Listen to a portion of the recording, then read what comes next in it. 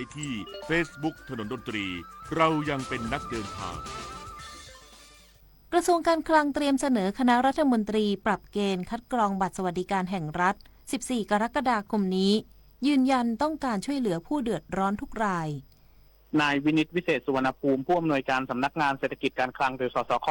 ในฐานะโฆษกกระทรวงการคลังเปิดเผยถึงความคืบหน้าการคัดกรองคุณสมบัติผู้ลงทะเบียนในโครงการบัตรสวัสดิการแห่งรัฐรอบใหม่โดยระบุว่ากระทรวงการคลังเตรียมเสนอคณะรัฐมนตรีพิจารณาปรับปรุงและงดเว้นการใช้หลักเกณฑ์บางประการในการคัดกรองคุณสมบัติภายในวันอังคารที่ 14 กรกฎาคมนี้เพื่อให้กระบวนการทั้งหมดเสร็จสิ้นก่อนที่จะมีการประกาศผลการพิจารณาสิทธิ์อย่างเป็นทางการในวันที่ 17 กรกฎาคมซึ่งจะมีการงดเว้นเงื่อนไข 2 ส่วนหลักได้แก่การไม่นำเกณฑ์หักค่าลดหย่อนของบิดามารดามาใช้พิจารณาและการงดเว้นการนำยอดหนี้สินของภาคการเกษตรมาเป็นเกณฑ์ในการพิจารณา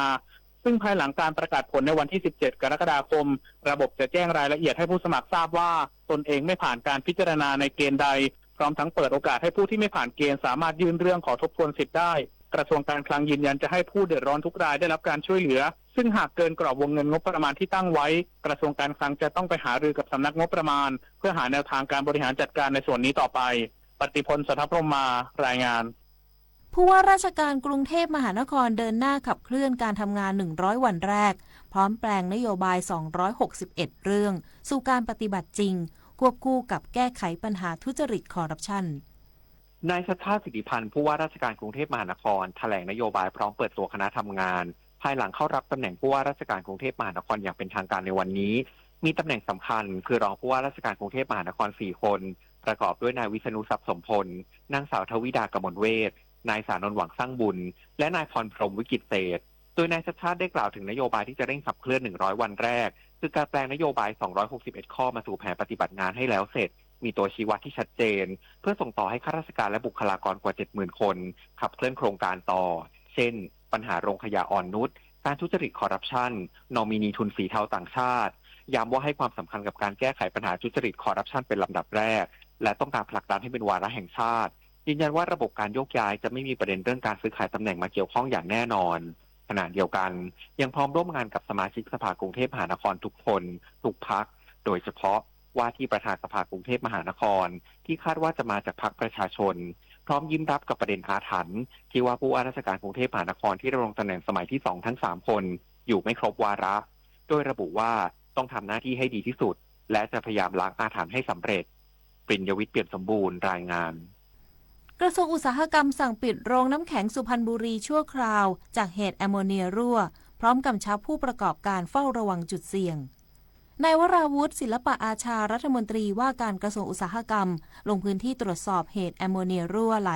จากเครื่องผลิตน้ำแข็งของบริษัทบุญยวัน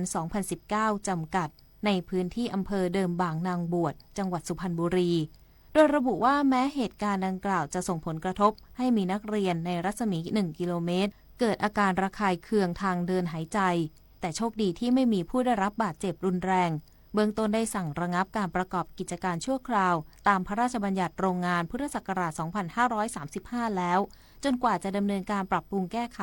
และผ่านการตรวจสอบมาตรฐานความปลอดภัยจากกรมโรงงานอุตสาหกรรมอย่างละเอียดอีกครั้งพร้อมประกาศเตือนไปยังโรงงานทั่วประเทศให้เพิ่มความเข้มงวดในการตรวจสอบจุดเสี่ยงและเครื่องจักรเพื่อรับมือกับสภาพอากาศที่ร้อนจัดซึ่งอาจเป็นปัจจัยกระตุ้นให้เกิดอุบัติเหตุ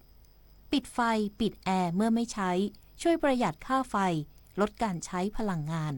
จบข่าวนฤนาถแข็งขันอ่านรับฟังข่าวครั้งต่อไปเวลา 17 นาฬิกาค่ะติดตามข่าวที่นำเสนอไปแล้วได้ที่ www.thainews.prd.go.th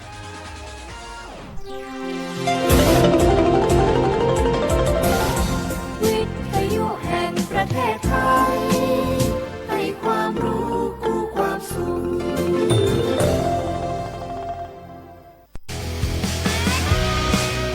สถานีวิทยุกระจายเสียงแห่งประเทศไทยจังหวัดเชียงใหม่ FM 93.25 เมกะเฮิรตซ์ผู้นำด้านข่าวสารในจังหวัดเชียงใหม่โดยเน้นการมีส่วนร่วมของภาครัฐภาคเอกชนและเครือข่ายภาคประชาชนในพื้นที่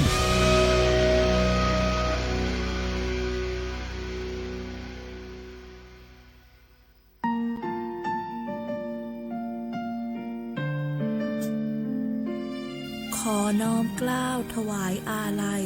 สมเด็จพระพันปีหลวงพระแม่แห่งแผ่นดินผู้ทรงเมตตาเหนือเกล้าวขอพระองค์เสด็จสู่สวรรคาลัยข้าพระพุทธเจ้าข้าราชการและเจ้าหน้าที่สถานีวิทยุกระจายเสียงแห่งประเทศไทยจังหวัดเชียงใหม่กรมประชาสัมพันธ์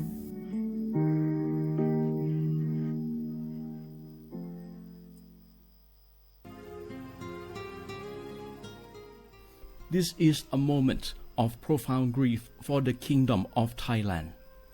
The collective voices of Radio Thailand Chiang Mai join the Thai nation in mourning the passing of our beloved Queen Martha,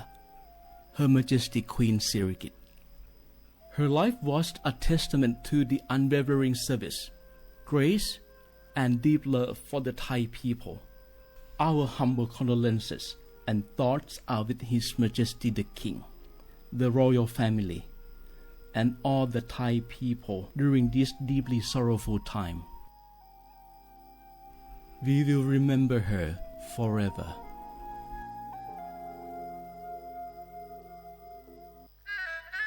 กราบก้มบังคมบาทปิยราชธิดาพระเสด็จสู่ฟ้าปวงประชาร่ำให้ครวญนาพระกรณียกิจในดวงจิตทวินหวนทุกเร้าเศร้าในสวงพระคือดวงใจไทย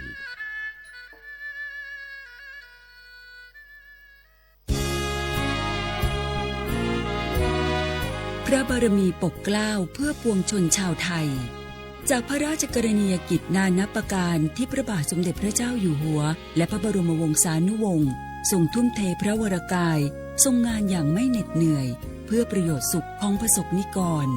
จากโครงการหลวงสู่การพัฒนาแหล่งน้ำส่งเสริมการศึกษาและด้านสาธารณสุขที่มุ่งเน้นการพึ่งพาตนเองและการพัฒนาอย่างยั่งยืนทุกย่างพระบาทคือการทรงงาน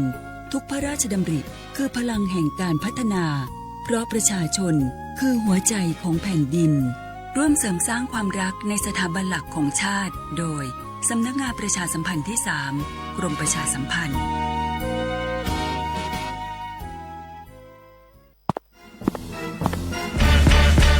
แกลองปะกลิ่นหอมเหมือนขนมหวานที่สำคัญไม่เหม็นเอาเปล่าหยุดเลยนะแกรู้ปะว่าในนั้นน่ะนิโคตินเพียบเลยนะนิโคตินในบุหรี่ไฟฟ้ามันทำลายสมองส่วนการเรียนรู้นะแกยิ่งสูบสมาธิยิ่งสั้นความจำก็แย่ลงแถมยังเสี่ยงเป็นโรคปอดอักเสบเฉียบพลันอีกจริงดิแต่ควันมันก็ไม่เหม็นแถมไม่มีกลิ่นติดตัวด้วยโอ๊ยถึงไม่มีกลิ่นติดตัวแต่สารเคมีโลหะหนักเพียบสูบแล้วเหนื่อยง่ายออกกำลังกายหรือซ้อมเต้นแป๊บเดียวก็หอบและเสียสุขภาพหมดอย่าให้บุหรี่ไฟฟ้ามาทำลายอนาคตและสุขภาพของคุณฉลาดเลือกฉลาดใช้ชีวิตไม่ตกเป็นเหยื่อบุหรี่ไฟฟ้าด้วยความปรารถนาดีจากสำนักงานประชาสัมพันธ์ที่ 3 กรมประชาสัมพันธ์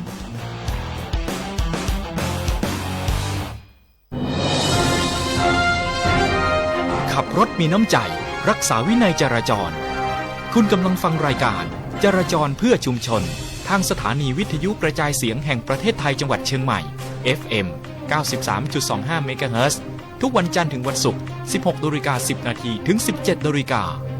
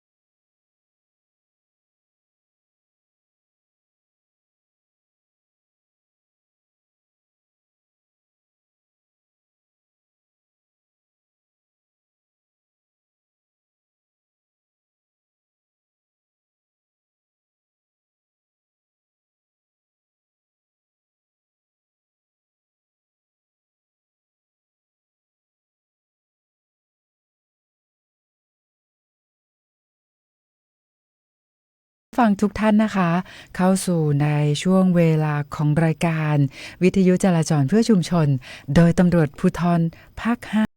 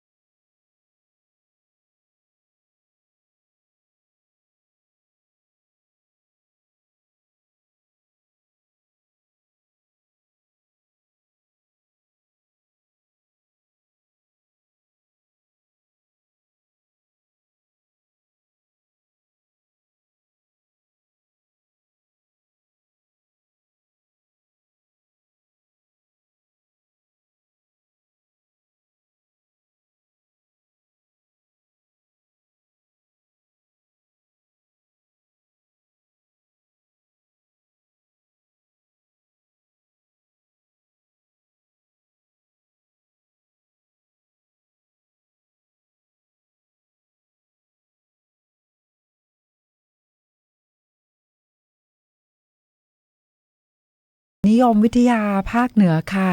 ก็ได้มีการพยากรณ์อากาศนะคะบอกว่าอากาศทั่วไปของวันนี้เนี่ยนะคะภาคเหนือของเรามีฝนตกหนักบางแห่งค่ะเนื่องจากมีหย่อมความกดอากาศต่ำปกคลุมประเทศเวียดนามตอนบนประกอบกับมรสุมตะวันตกเฉียงใต้ที่พัดปกคลุมทะเลอันดามันประเทศไทยและอ่าวไทยมีกำลังปานกลางนะคะก็เลยทำให้วันนี้เนี่ยในภาคเหนือของเรายังคงมีฝนตกหนักบางแห่งนะคะแต่ถ้าเกิดว่าเป็นในพื้นที่รับผิดชอบของตำรวจภูธรภาค 5ค่ะวันนี้มีฝนฟ้าคะนอง60%ของพื้นที่และมีฝนตกหนักบางแห่งนะคะที่บริเวณจังหวัดแม่ฮ่องสอนเชียงใหม่เชียงรายพะเยาและจังหวัดน่านค่ะคุณผู้ฟังค่ะแต่ว่าถ้าเกิดในช่วงนี้นะมาดูในเรื่องของอุณหภูมิสูงสุดเนี่ยต้องบอกว่าโอ้โหช่วงนี้อากาศดีมากๆเลยนะคะอากาศดีสดชื่นนะคะแล้วก็อุณหภูมิสูงสุดของวันนี้เนี่ยนะคะก็อยู่ที่33องศาเซลเซียสนะคะอยู่ที่จังหวัดแพร่ค่ะแต่ถ้าว่าเป็นที่จังหวัดลำปางลำพูนนะคะ2จังหวัดนี้วันนี้อุณหภูมิสูงสุดอยู่ที่32องศาเซลเซียสนะคะแต่ถ้าเป็นที่จังหวัดเชียงใหม่พะเยาและจังหวัดน่านวันนี้สูงสุดอยู่ที่31องศาเซลเซียสแต่ที่เชียงรายและแม่ฮ่องสอนค่ะอุณหภูมิสูงสุดวันนี้อยู่ที่30องศาเซลเซียสนะคะดังนั้นช่วงนี้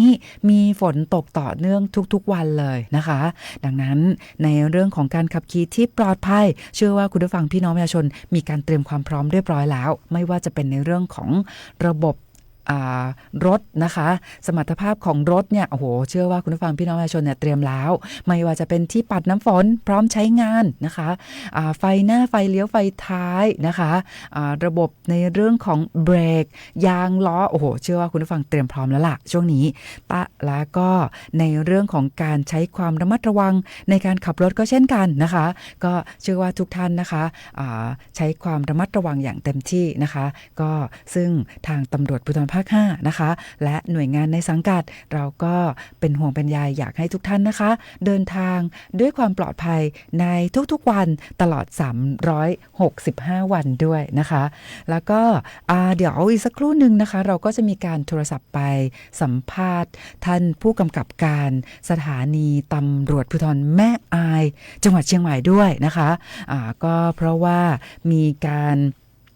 ประชาสัมพันธ์ให้กับคุณผู้ฟังพี่น้องประชาชนทราบว่าเนี่ยมีถนนขาดด้วยนะคะดังนั้น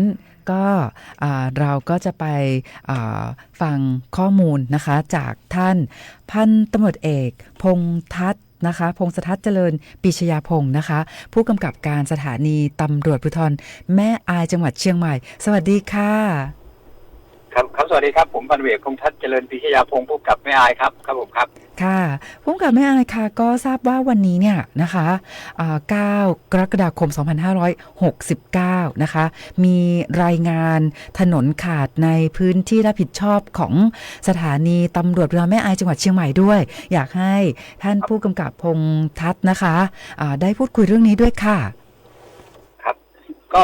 เส้นทางที่ขาดนะครับก็เป็นเส้นทางที่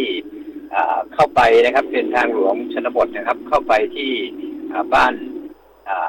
ดอยแหลมนะครับดอยแหลมเชื่อมไปยังดอยลางนะครับซึ่งเป็นเขตเทศบาลนะครับเป็นลักษณะเส้นทางจะเป็นลักษณะเป็นคล้ายๆวงกลมนะครับวงกลมไปตามภูเขานะครับก็เป็นเส้นทางท่องเที่ยวในช่วงฤดูหนาวนะครับโดยเส้นทางที่ขาดเนี่ยเป็นเส้นทางที่อยู่ระหว่างการก่อสร้างนะครับโดยทางหลวงชนบทเนี่ยได้มีบริษัทรับเหมาก่อสร้างซึ่ง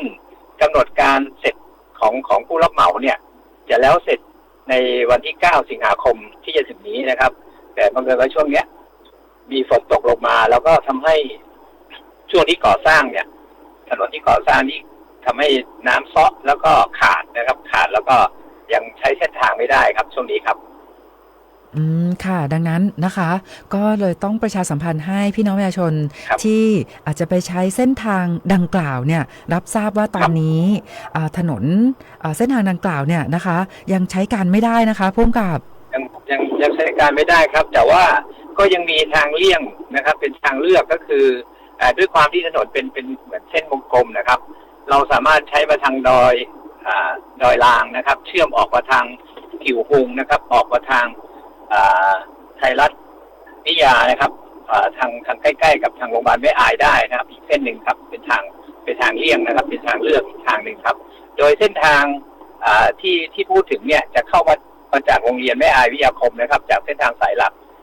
เส้นทางสายฝางเชียงรายเนี่ยครับเข้ามาแล้วก็จะเป็นขีดเส้นเป็นวงกลมนะครับไปตามภูเขานะครับก็เป็นเส้นทางที่สวยงามนะครับเป็นเส้นทางท่องเที่ยวในช่วงฤดูหนาวนะครับซึ่งตรงดอยลางเองก็จะมีพระอาจารย์ที่สำคัญก็คือพระครูบาสิทธินะครับที่เป็นพระอาจารย์ที่เป็นเคารพนะครับของแม่อายแล้วก็ทั่วไปเองนะครับแต่ว่าท่านมรณะไปประมาณสัก10 ปีแล้วนะครับแต่ร่างกายไม่เน่าเปื่อยนะครับก็ยังเก็บไว้เพื่อกราบไหว้บูชานะครับก็เป็นที่ตั้งอยู่บริเวณวัดที่ตรงดอยลางนะครับที่เส้นทางที่จะไปครับก็คิดว่าถ้าถนนแล้วเสร็จก็จะเป็นเส้นทางที่สามารถใช้สัญจรแล้วก็เป็นเส้นทางท่องเที่ยวที่สำคัญได้ครับโดยเฉพาะหน้าหนาวที่จะถึงนี้ครับค่ะผู้กำกับแม่อายคะนั่นก็หมายความว่าในช่วงนี้เนี่ยนะคะถนนในเส้นทางดังกล่าวเนี่ยเกิดทรุดตัวนะคะรถไม่สามารถจะผ่านได้แต่เรายังมีทางเลี่ยงแล้วก็ทางสถานีตำรวจภูธรแม่อายจังหวัดเชียงใหม่ก็จะมีการทำเขาเรียกว่าป้ายประชาสัมพันธ์ให้กับพี่น้องประชาชนได้รับทราบด้วยนะคะครับใช่ครับได้ดำเนินการในส่วนของการประชาสัมพันธ์เพื่อให้พี่น้องประชาชนได้เลี่ยงเส้นทางดังกล่าวในช่วงที่ฝนตกลงมาแล้วเส้นทางชำรุดในช่วงนี้ครับค่ะแล้วก็ท่านผู้กำกับแม่อายคะก็จริงๆต้องบอกว่าในพื้นที่รับผิดชอบของสถานีตำรวจภูธรแม่อายจังหวัดเชียงใหม่นะคะก็มีนักท่องเที่ยวเนี่ยนิยมเดินทางก็ไปท่องเที่ยวเหมือนกันนะคะ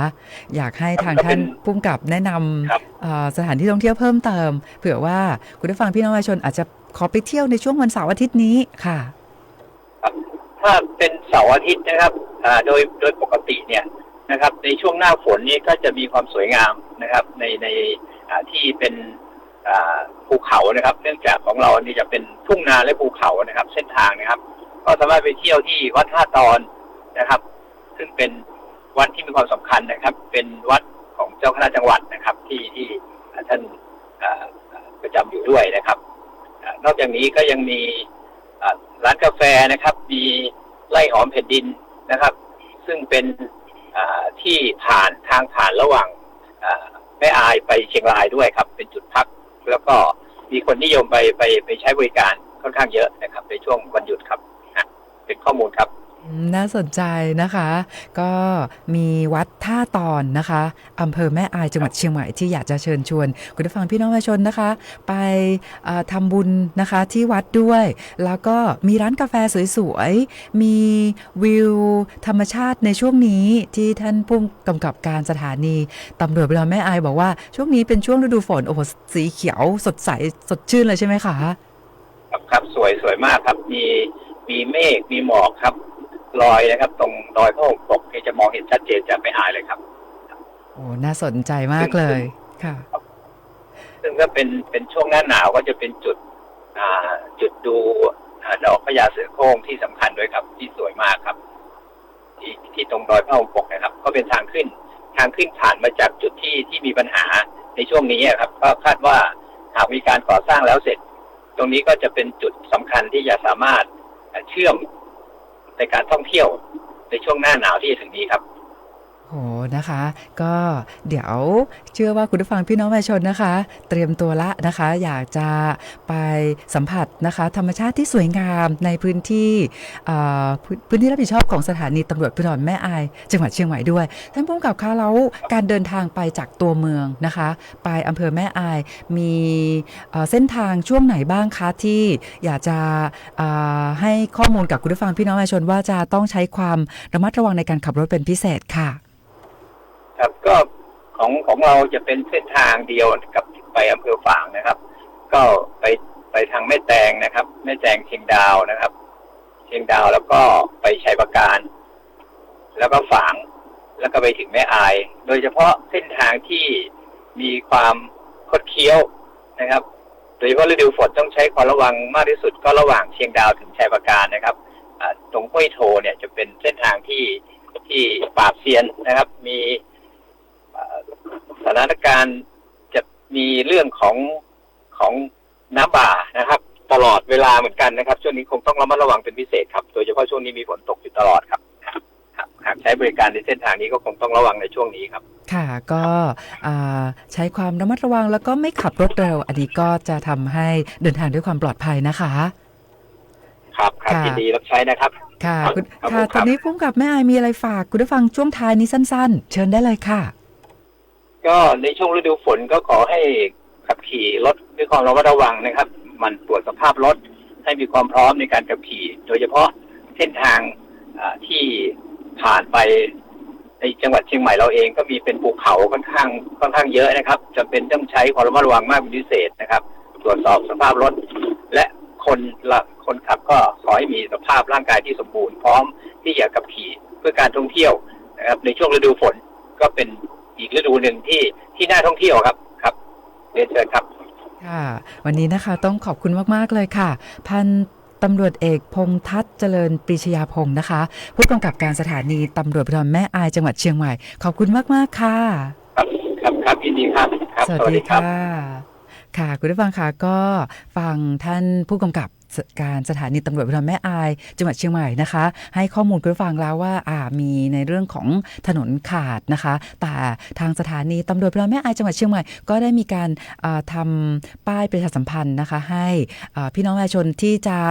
ใช้เส้นทางดังกล่าวเนี่ยหลีกเลี่ยงแล้วก็ไปใช้เส้นทางสำรองนะคะก็เป็นข้อมูลนะคะแล้วก็ท่านผู้กำกับก็เชิญทุกท่านนะคะไปเที่ยวที่ในอำเภอแม่อายจังหวัดเชียงใหม่ด้วยนะคะมีทั้งวัดที่สำคัญมีร้านกาแฟสวยๆมีธรรมชาตินะคะสวยงามมากมายนะคะก็ท่านผู้กำกับบอกว่ายินดีต้อนรับนะคะเอาละค่ะคุณผู้ฟังคะเดี๋ยวเรายังคงมีข้อมูลในหลายๆเรื่องราวมาฝากคุณผู้ฟังแล้วก็โดยเฉพาะตอนนี้มีในเรื่องของเตือนภัยออนไลน์ด้วยนะคะและในช่วงท้ายก็จะมีท่านรองผู้กำกับการกลุ่มงานจราจรตำรวจภูธรจังหวัดเชียงใหม่มาพูดคุยรายงานสภาพการจราจรแล้วก็ให้ข้อมูลที่เป็นประโยชน์กับคุณผู้ฟังด้วยแต่ว่าตอนนี้ค่ะมาฟังผลงานเพลงเพราะๆกันอีกสักเพลงนึงดีกว่านะคะแล้วเดี๋ยวเรากลับมาพูดคุยกันเพิ่มเติมเกี่ยวกับในเรื่องของภัยออนไลน์ที่ตอนนี้นะคะต้องมา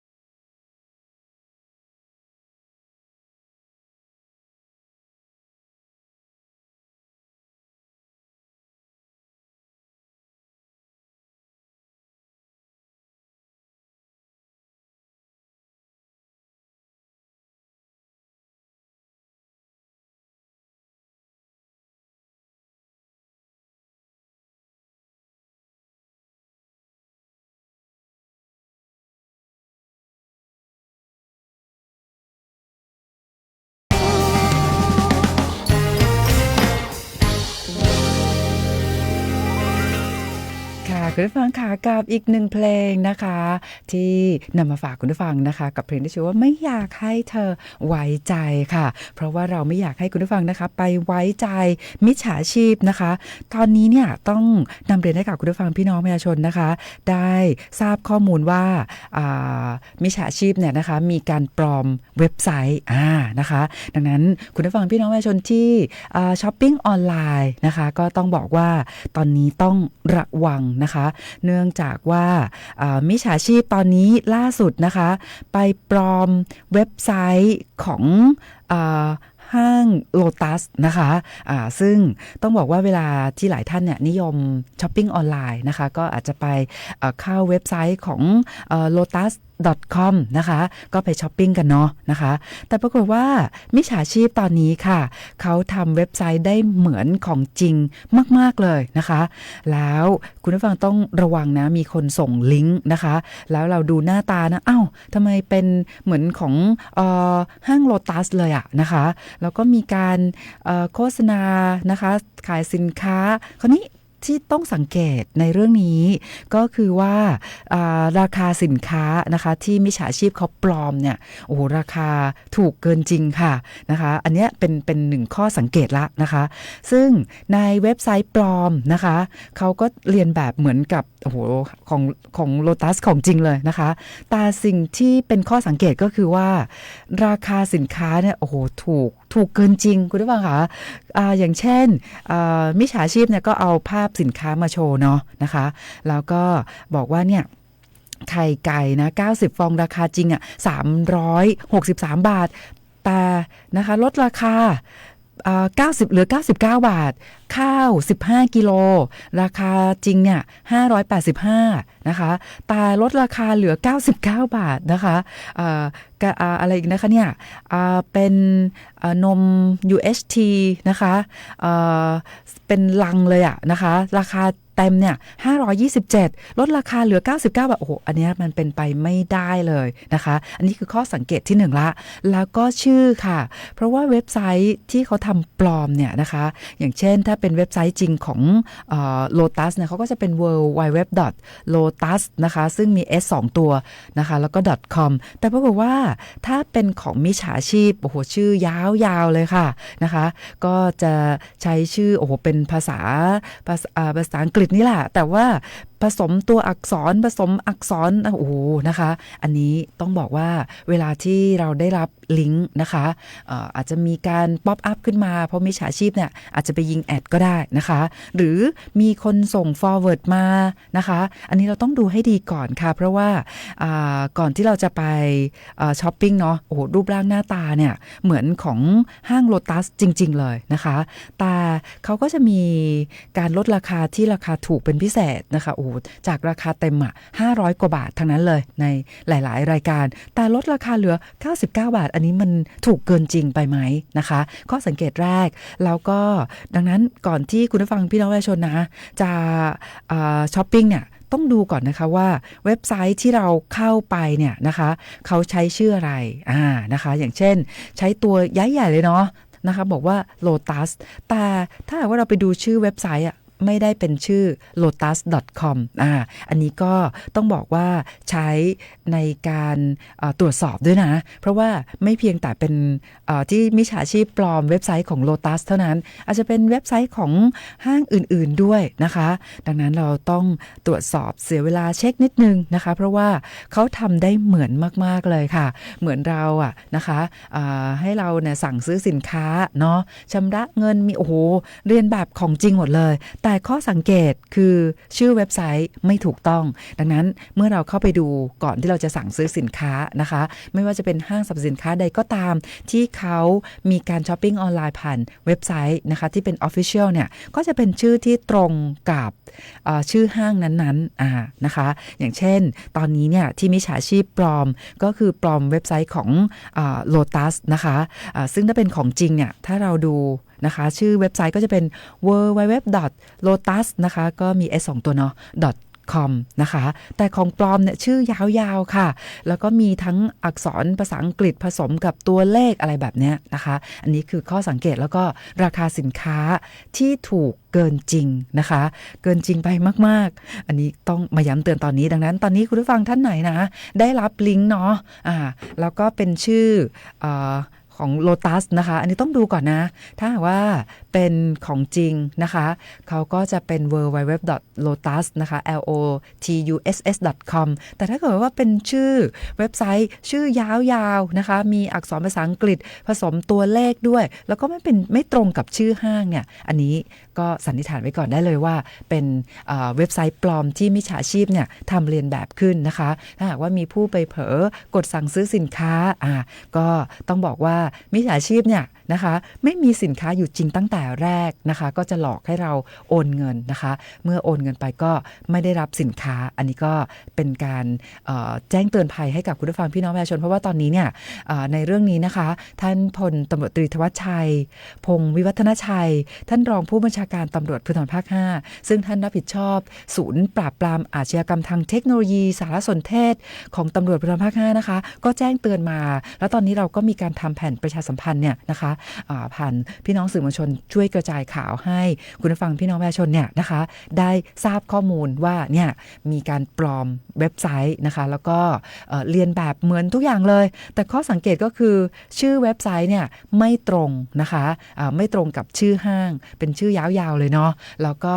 ราคาสินค้าถูกเกินจริงนะคะราคาเต็ม500กว่าบาทแต่ลดราคาเหลือ99โอ้โหอันนี้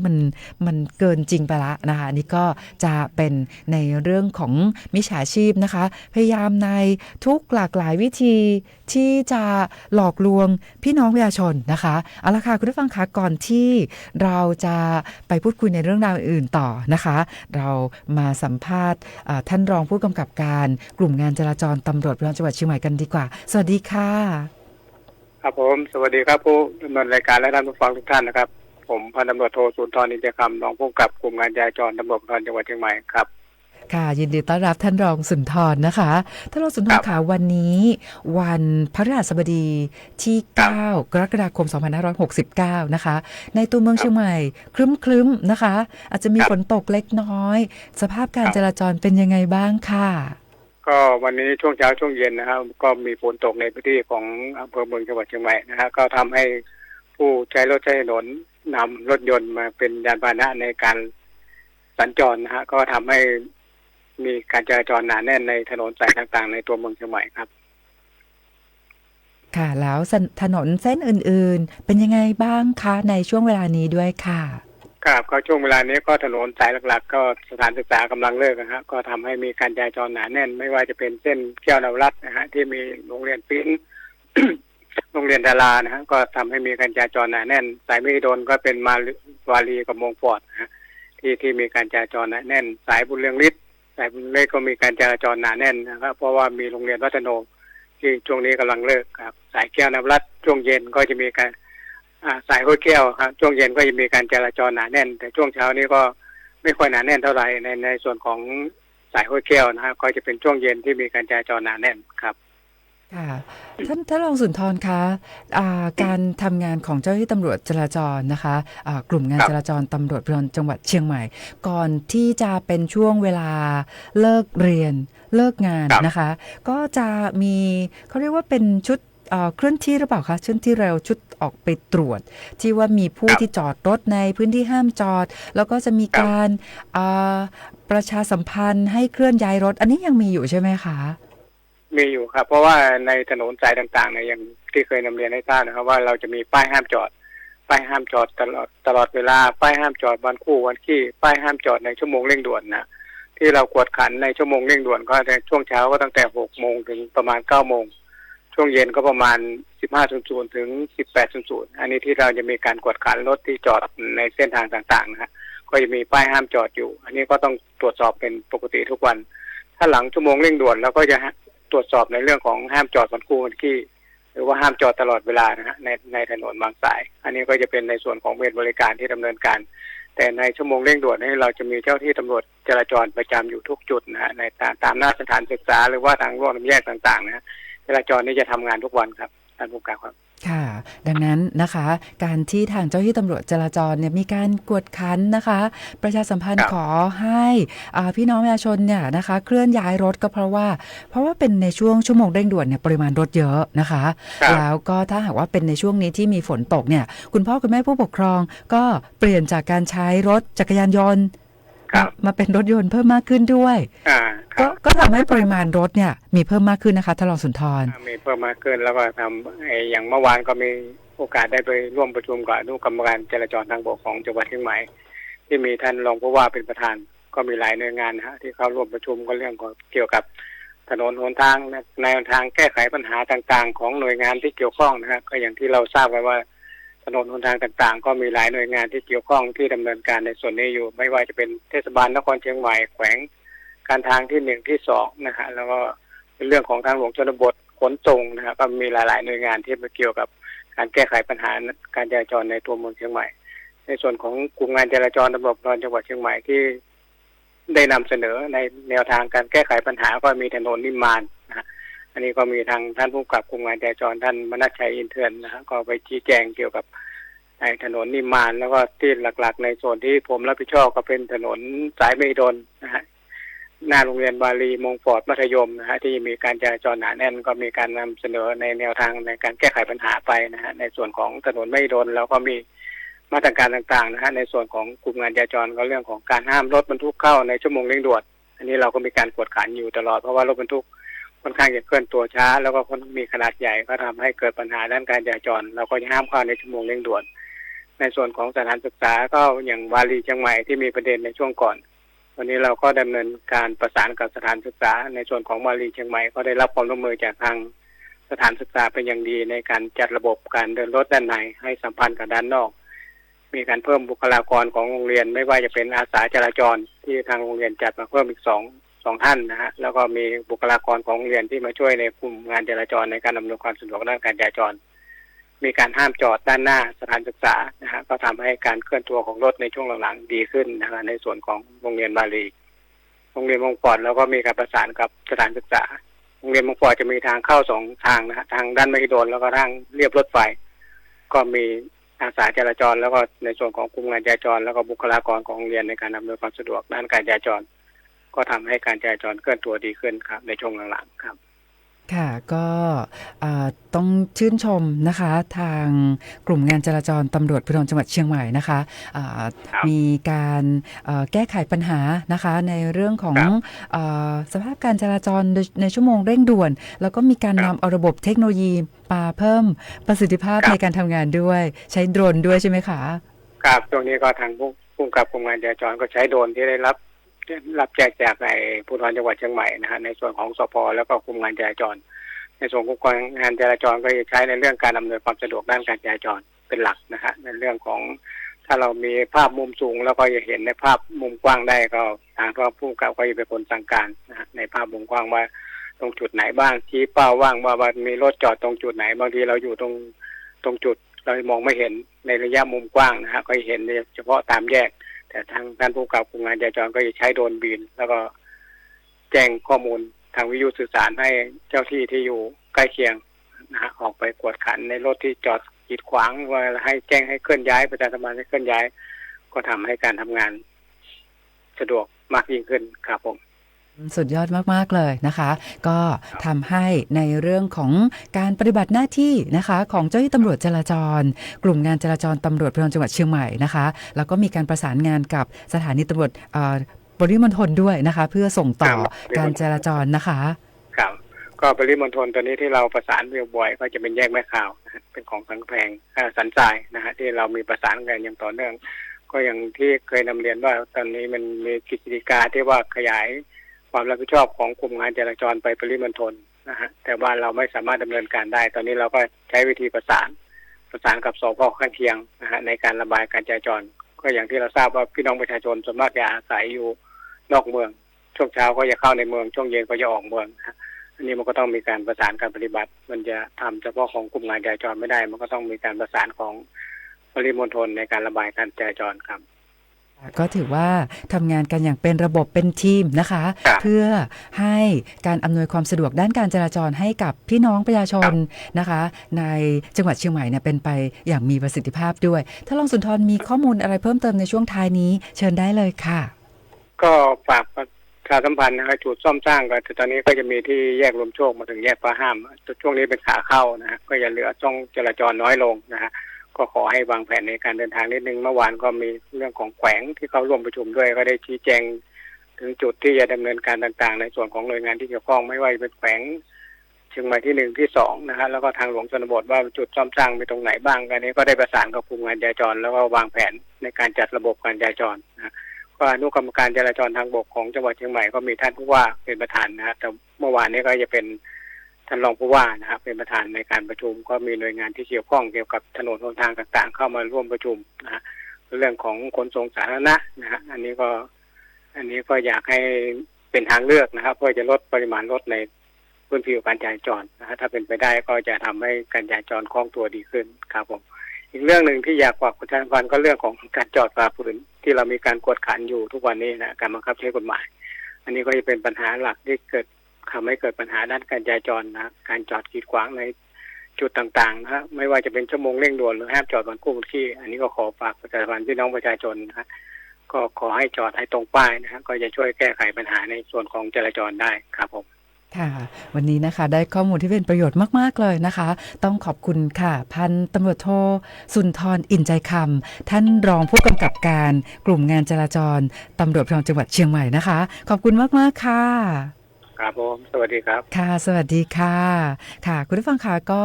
นะคะในเรื่องของการรายงานสภาพการจราจรแบบเรียลไทม์นะคะก็จะนำเรียนให้กับคุณผู้ฟังเป็นประจำทุกๆวันแบบนี้เลยนะคะซึ่งทางท่านพันตำรวจเอกมณชัยอินเถื่อนนะคะผู้กำกับการกลุ่มงานจราจรตำรวจภูธรจังหวัดเชียงใหม่ก็ได้มอบหมายให้ท่านรองผู้กำกับการท่านสารวัตรนะคะมารายงานสภาพการจราจรแบบเรียลไทม์แบบนี้ทุกๆวันนะคะก็ต้องขอบคุณมาณโอกาสนี้ด้วยค่ะค่ะคุณผู้ฟังค่ะตอนนี้ยังคงมีบทเพลงเพราะๆมาฝากคุณผู้ฟังเพิ่มเติมค่ะ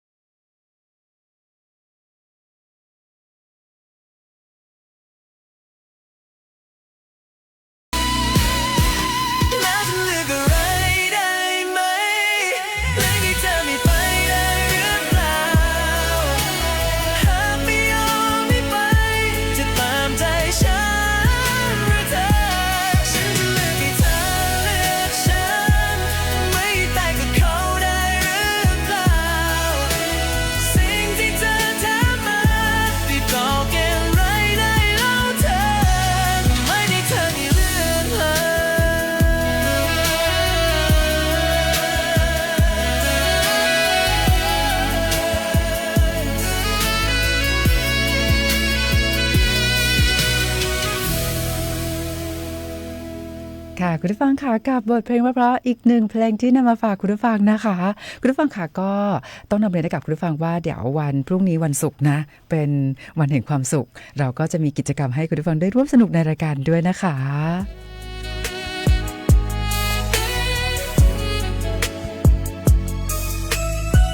ค่ะคุณผู้ฟังค่ะในช่วงนี้เกี่ยวกับในเรื่องของภัยออนไลน์ต้องย้ำให้คุณผู้ฟังพี่น้องประชาชนนะคะเกี่ยวกับในเรื่องของการหลอกลวงในรูปแบบของการข่มขู่ให้เกิดความกลัวแล้วหลอกให้โอนเงินค่ะต้องบอกว่านะคะไม่มีอย่างแน่นอนนะคะที่เจ้าหน้าที่หน่วยงานภาครัฐนะคะไม่ว่าจะเป็นเจ้าหน้าที่ตำรวจ DSI ปปงปปสนะคะจะโทรศัพท์ไปหาคุณผู้ฟังพี่น้องประชาชนแล้วก็ขอแอดไลน์นะคะวิดีโอคอลให้โอนเงินมาเพื่อตรวจสอบอันนี้นะคะไม่มีอย่างแน่นอนถ้ามีลักษณะแบบนี้ตัดสายทิ้งไปเลยนะคะและตอนนี้ต้องบอกว่ามิจฉาชีพนะคะพัฒนามากขึ้นอย่างเช่นช่วงต้นรายการที่เราเตือนว่าเนี่ยอย่างเช่นเว็บไซต์นะคะในเรื่องของการช้อปปิ้งออนไลน์เนี่ยมิจฉาชีพก็ปลอมได้เหมือนมากๆเลยนะคะแต่ข้อสังเกตก็คือชื่อเว็บไซต์เนี่ยนะคะไม่ตรงกับชื่อห้างดังนั้นตรวจสอบนะคะก่อนที่เราจะไปสั่งซื้อสินค้านะคะแล้วก็มิจฉาชีพเนี่ยก็ยังคงใช้หลักการที่พยายามล่อลวงนะคะก็คือราคาถูกเป็นพิเศษนะคะอันนี้ก็ยังคงเป็นหลักที่มิจฉาชีพใช้หลอกเรานะคะสินค้าดีราคาถูกเลยนะคะถูกเกินจริงราคาเต็ม500กว่าบาทลดเหลือ99บาทโอ้โหนะคะอันนี้ก็เป็นข้อสังเกตละแล้วก็ชื่อเว็บไซต์ปกติถ้าว่าอย่างเช่นที่เราเตือนเนี่ยตอนนี้มิจฉาชีพปลอมเว็บไซต์ของห้างโลตัสนะคะชื่อเว็บไซต์ที่มิจฉาชีพเนี่ยสร้างเว็บไซต์ปลอมขึ้นมาก็ไม่มีคำว่าโลตัสนะคะแล้วก็ยังคงหลอกลวงแล้วก็ทำได้เหมือนเลยดังนั้นนะคะเราต้องให้คุณผู้ฟังพี่น้องประชาชนเนี่ยตรวจสอบเช็คก่อนนะคะเพราะมิจฉาชีพตอนนี้มีการหลอกลวงในหลากหลายรูปแบบแล้วก็ในช่วงสัปดาห์ที่ผ่านมาค่ะตั้งแต่วันที่1ถึงวันที่7กรกฎาคม2569นะคะในพื้นที่รับผิดชอบของตำรวจภูธรภาค5เราพบว่าตอนนี้มีการหลอกลวงในเรื่องของแก๊ง call center การข่มขู่ทางโทรศัพท์ให้เกิดความกลัวแล้วหลอกให้โอนเงินนะคะดังนั้นต้องบอกว่าถ้าหากว่าคุณผู้ฟังได้รับสายนะแล้วปลายสายบอกว่าเป็นเจ้าหน้าที่ตำรวจบอกว่าคุณผู้ฟังเกี่ยวข้องกับการกระทำความผิดยาเสพติดบ้างลาฟอกเงินตอนนี้ขอแอดไลน์เดี๋ยวจะส่งหมายเรียกหมายจับทางไลน์วิดีโอคอลแล้วก็ให้โอนเงินเพื่อตรวจสอบอันนี้มิจฉาชีพ 100% อย่าได้หลงเชื่อนะคะเพราะว่าการหลอกลวงลักษณะแบบนี้เนี่ยกลับมาอีกแล้วแล้วก็มีพี่น้องประชาชนเนี่ยตกเป็นผู้เสียหายจำนวนเพิ่มมากขึ้นดังนั้นย้ำเตือนกันในเรื่องนี้ค่ะแล้วเดี๋ยววันพรุ่งนี้นะคะเรามีนัดกันพรุ่งนี้วันแห่งความสุขนะคะเราก็จะมีกิจกรรมให้คุณผู้ฟังได้ร่วมสนุกนะคะแล้วก็รับของรางวัลกันวันนี้นะคะก็ต้องขอบคุณสำหรับการติดตามรับฟังนะคะคุณผู้ฟังหลายท่านเลยทักทายเราเข้ามาผ่านเพจสวทเชียงใหม่ PRD คุณผู้ฟังที่รับฟังรายการผ่านคลื่นความถี่ FM 93.25 เมกะเฮิรตซ์นะคะอยากให้ทุกท่านนะคะเดินทางด้วยความปลอดภัยหากมีเรื่องขอความช่วยเหลือค่ะสายด่วน191พร้อมให้บริการตลอดเวลา24ชั่วโมงนะคะวันนี้เราจะจากลากันด้วยบทเพลงเพราะๆท้ายรายการนะคะแล้วก็อยากให้ทุกท่านนะคะมีสุขภาพแข็งแรงสมบูรณ์นะคะหากท่านมีเรื่องของความช่วยเหลือนะคะอย่าได้เกรงใจค่ะ191พร้อมให้บริการนะคะวันนี้ขอบคุณและสวัสดีนะคะ